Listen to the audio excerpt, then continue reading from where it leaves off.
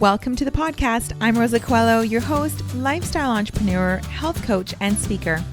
I've gone from being in complete overwhelm, burning the candle at both ends, and watching my health, relationships, and business suffer, to creating a life with more joy, ease, and abundance.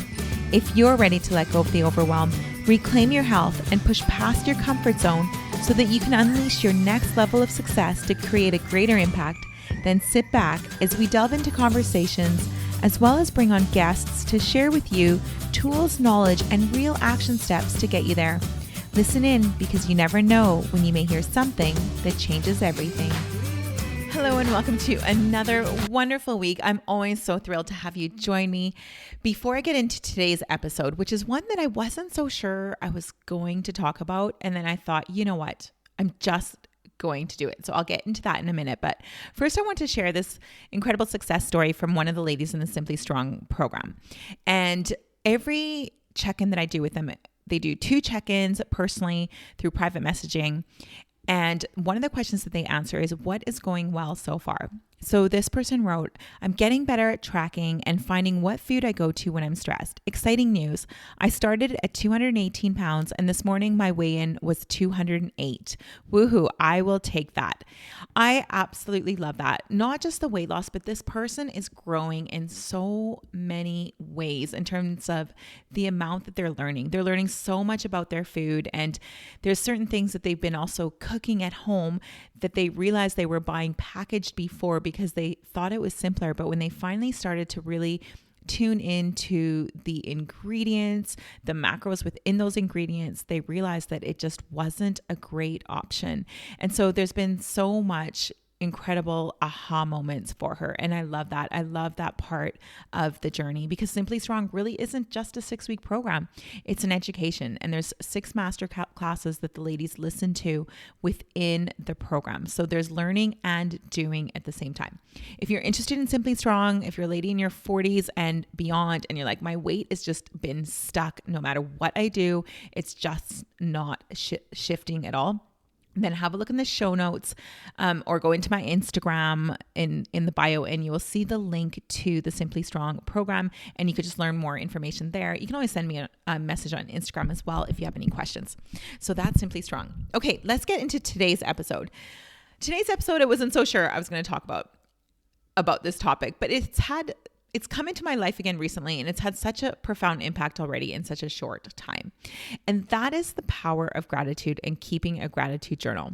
Now, the reason I did want to talk about it is because, I don't know, I feel like we went through that phase where everyone was talking about gratitude and all the things, and then it's kind of died off and you don't hear so much about it. And maybe people think it's like too, I don't know, maybe too simple or whatever it is. But the reason I decided to talk about it is because it has impacted my life in so many great ways, but I've also been doing it for 25 years.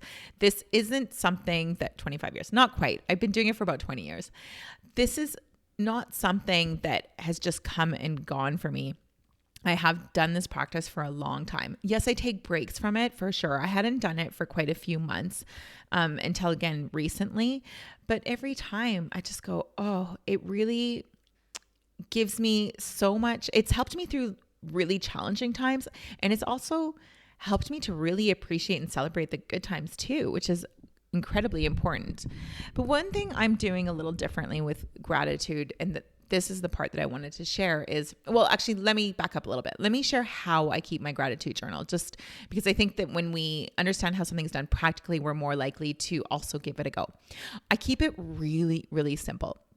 So I always write, today I'm so grateful for, and then I write 5 things. So I don't write more and I don't write less. If I've had a day where there's like so much to be grateful for, I choose the top 5. And the reason is because there are days where finding those 5 is like, so hard. And I'm literally searching for anything, like maybe someone opened the door for me or someone smiled, because it's just one of those days that's been really hard. And so I find that by not writing a list of 10 or 15 when things are so good, I don't feel bad on the days that finding the 5 were a challenge. So that's my kind of psychology behind it. And it's worked really well for me. I also just write in bullet point form because I'm not a journaler. I find writing to be too slow for me. I'd rather type things out, but I also understand the power of writing. So I want to write it down, but I don't write big, lengthy things. So just 5 simple bullet points.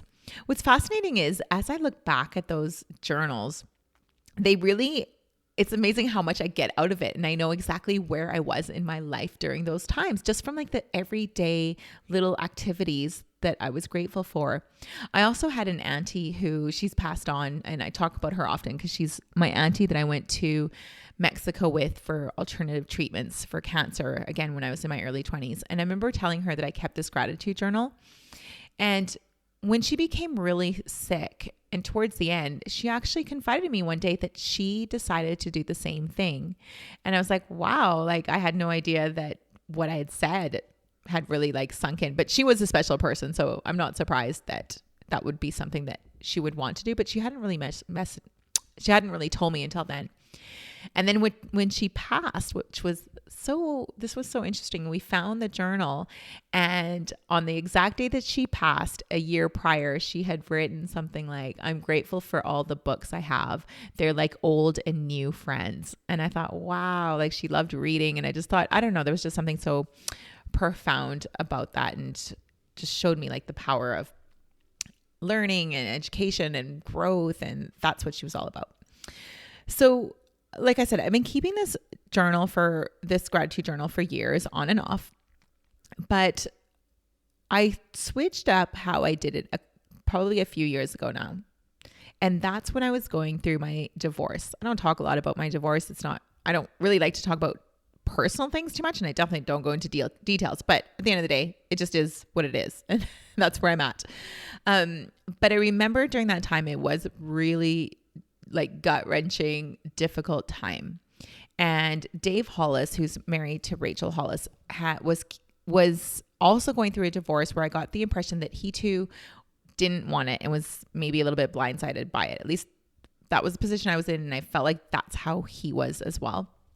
And he started sharing on Instagram when he went for runs, his emotions and how he was doing. And I just really related to him. I thought he was like so positive without being only positive. Like you could still see that there was pain there. He was being really authentic and true to himself, but you could tell he was really trying to grow through the experience and not let it like drag him down long term. Right. And so I thought, one day he said, I started listing all the reasons I was grateful for my divorce. And I was like, what? How? Like, how can you be grateful for something that you didn't want, something that's really hard? Like, I don't understand that. And then I thought, oh, that's what I'm going to start doing. I'm going to start keeping a gratitude journal every day. I'm going to write why I'm grateful for my divorce. And it was really hard at first, but I tell you, it was really a very important part of my healing journey. And I feel like I probably healed a little quicker than I would have otherwise, just because of that shift in thinking. And so now I've started relating that to all sorts of things that are difficult. And rather than just looking at, it's easy to write about these great things that happen in a day, and there's nothing wrong with that. I still do that.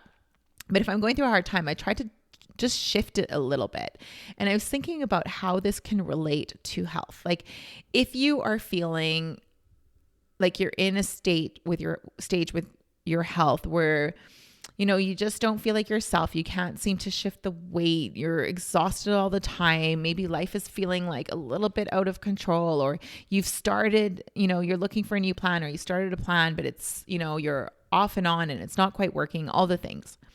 What could you be grateful for? What could you be grateful for if that's the situation that you're in? And I was like, oh, actually, there's a lot. Like if your health isn't in a great state, and we're not talking like really difficult, huge challenges. I'm talking about your average, like maybe we're carrying that extra weight and we're exhausted and all the things. And one thing I was thinking of is it's an opportunity. Like it's an opportunity to learn about your health. So maybe because we are in this stage where we're carrying the excess weight, maybe we buy a book that is about training specifically for women in menopause. Maybe someone has turned us on to a podcast where all of a sudden you're learning about food and the power of food and how how healing it can be and how different foods impact our bodies. Or maybe you're meeting new people because you've decided to do a program or go train somewhere and you're meeting new people. And so those are all things that you could be grateful for, because you know that if you weren't on that journey, you wouldn't have met people. Like I, for example, during the whole pandemic time, definitely put on the weight because the pandemic and my divorce all happened at the same time, plus perimenopause, plus all of it. It was like this perfect storm. And I remember joining the gym, and once they opened up, and I used to like walk around and like dream about like working out with friends and knowing people, because I didn't know anyone at the time in the place that I'm at. And so I was grateful at that time for just being able to have a place to go, something to do. So at the beginning, that's what I was grateful for. And I was like, if I didn't have this extra weight and I felt like maybe I could just do my workouts at home, I'd still be isolated. But because of the extra weight, it pushed me to join the gym so that I can have access to heavier weights. And I was just getting out, and that was mentally better for me. Now today it's amazing. Like I work out with my friend Kathy twice a week. And then on Saturdays I work out with another friend. And so 3 times a week I have like these amazing training buddies. And I really believe that it's looking at a situation that's difficult and looking for the positivity in it that brings more positivity and brings good things. I totally believe that we attract good things into our lives, but we also have to work for them, and we have to acknowledge them when they happen. Another thing I feel is that when we're going through a challenge, maybe the thing we're grateful for is that we find this inner strength. Like we cannot find inner strength without being tested, without being, maybe it's hitting rock bottom, maybe it's getting close to rock bottom, whatever it is. But without the comeback, that inner strength just doesn't develop. And so that's another thing to be grateful for. So there's so many things that if you're going through a hard time, see if there's a way that you can start to look for the opportunity in that, and what little things in the day has that difficult situation actually provided really good things for you. And I promise that it's a game changer. It really will shift so much for you. And it kind of happens slowly. And then we look back and we go, oh man, that's incredible. And there's nothing I love more than going back and reading those journals and go, oh my gosh, I remember then, or I remember that. And even like with my aunt and uncle, my auntie, the one that started keeping the journal, like I remember writing, oh, I'm so grateful today for my uncle driving back like probably like 5 kilometers for me to see that tree. So that just makes me giggle, because that was a story where my uncle was amazing. He's passed on as well. And they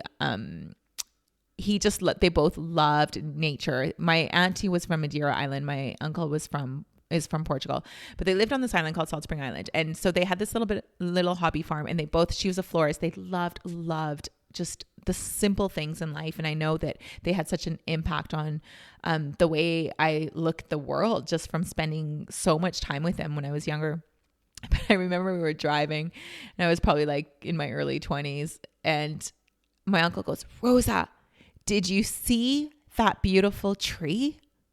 The one back there with the whatever it had on it. I don't know. And I was like, no, uncle, I must have missed it. I didn't see it. And then he drives back, and I'm like, and he keeps driving, and he keeps driving, and he keeps driving.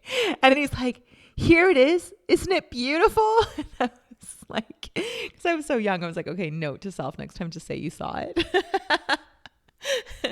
But anyways, I thought it was so cute. And so that was one of the memories that when I look back at my journal, I had written that in my journal, because at the end of the day, I was so grateful. I was so grateful for what he was teaching me at that moment. I don't know if in the moment I felt that, but when I reflected back, I did. But anyways, I wanted to share that with you, because again, like I said, I wasn't sure if like, do we talk about gratitude journals anymore? Or are people kind of over it? I don't know. It's something that I know that I will do my whole life, again, off and on, but I can't see a time where I'm not doing it. If ever I'm feeling a little down, I know that it's time to start again.